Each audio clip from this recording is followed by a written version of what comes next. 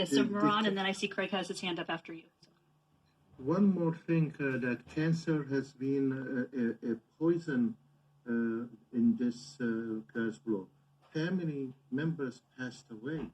Family members, they went through a very heavy treatment and chemotherapy. And I just want to tell you, where is the cancer study is standing? Why we can't get a copy about it? Where is the outcome of it? The cancer study is critical for not me, but for everyone in this community. Let me get you an update on that in just a second. First of all, I just want to hear if Craig's comment is related to that, or if Craig, did you have a different comment? I'll give, Yeah, thank you, Susan, for unmuting me. It was to Dr. Davis. It is. I've checked with a couple of attorneys. DPH has clear authority to subpoena. It's the one group that has the most authority because of public health concerns. And the other comment, Dr. Davis, about this is your time. Via the survey, for the way to respond via the survey, we will never see. You guys aren't being transparent. We will not see what the community's responses are. So whether you do it or don't, we don't know what you do with those comments. We don't know how you pull them together and advise the SOC. It is a complete black hole. And that's not the transparency we asked for from day one. That's it. Thanks. And Chris, is there or Dr. Davis, is there an update to provide on the cancer study that I think Moran is referring to that had been underway or being planned? Looking wrong. I'll have to ask Chris, because I thought the CAG or the community was put in contact with USC, which usually does that, the Cancer Center, which usually does that. And I thought they were working with them in relationship with that, but I could be wrong. So if Chris or staff know where that was, then please correct me if I'm wrong. This is Chris, and no, you're not wrong. Sorry, just give me a second. I'm hearing an echo.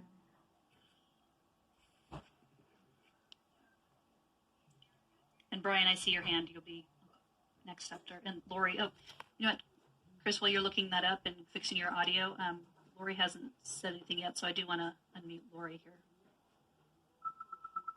Hi. I'm sorry. I hope you're not hearing my phone in the background. The subcommittee that we had going for the cancer research study was disbanded, so that is going nowhere right now. Lori. Susan, this is Andrew. I don't seem to have an ability to raise my hand, but I'd like to make a comment. It can be after Mary. Yeah, if you could just hold that till after Brian and Mary, and sure. Let Chris have a quick response here too. Susan, I have just two comments. Okay, hold on 1 second. Just make sure, Chris, are you ready to respond to that yet or not? Let me just Chris quickly respond, and Brian, then I'll turn it back over to you, okay? Just so we don't lose that trail. Yes. Okay, good. Right. So the CAG. So several members of the CAG were put into contact with researchers at USC, the Cancer Surveillance Program, and they do analyses for communities that are concerned about cancer in their area for potential cancer clusters. So this is something that they do on a regular basis. So putting this group in touch with USC was a way to have this concern addressed by a group who does this routinely, who works with community members on a routine basis about cancer concerns. And through a series of communications, several meetings that public health helped facilitate, USC developed an analysis plan to compare the rates of cancer in the communities surrounding Bailey So Canyon facility with cancer rates in LA County as a whole. So through these conversations and this proposed analysis plan, we kind of came to a standstill in terms of whether we wanted to move forward with this. When I say we, it's not DPH, it's the community advisory group. There were several, downsides to the analysis plan that was being proposed. So ultimately, if the CAG, it's up to the CAG whether they want to move forward with this, is what I'm saying.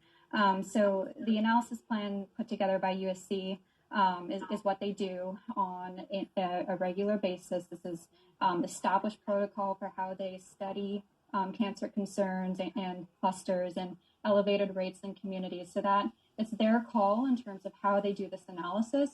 DPH doesn't have any involvement in how USC does that. So it's really up to this community advisory group whether they want to move forward with USC on this. But otherwise, cancer, has been identified as a high concern, if not the top concern of this community, of community members who have been impacted by this disaster, and that's been included in the goals and priorities document. So, the SOC is aware of this. We're aware of it, and we're hoping that, by identifying this, that it can be also included in this health study. So, thanks, Chris. Yeah.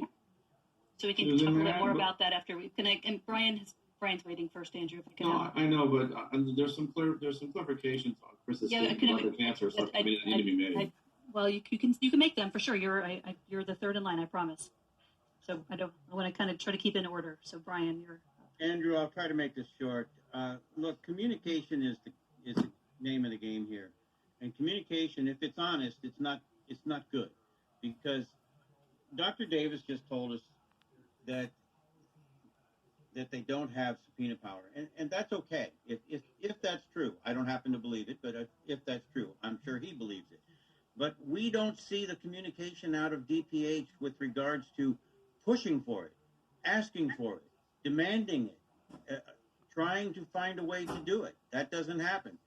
Catherine Barker told us that she agreed, but she didn't do anything, and she hasn't put anything out. What Chris is just saying is that it's up to the CAG. Well, look, when Dr. Davis told us in the last meeting we had that all subcommittees are canceled, that does not give us the statement that, oh, you can go ahead and talk to these people and go and follow through, because that's a subcommittee that was doing that. But it was canceled, summarily canceled, without discussion with us, without any understanding or even an explanation. So these are serious communication problems. And to the person who's receiving that communication, it sounds like, we don't want to talk to you. We don't care what you say. Here's what's going on. It's just like this meeting today. It's called a CAG meeting, but it is a DPH meeting, not a CAG meeting. The CAG members are muted.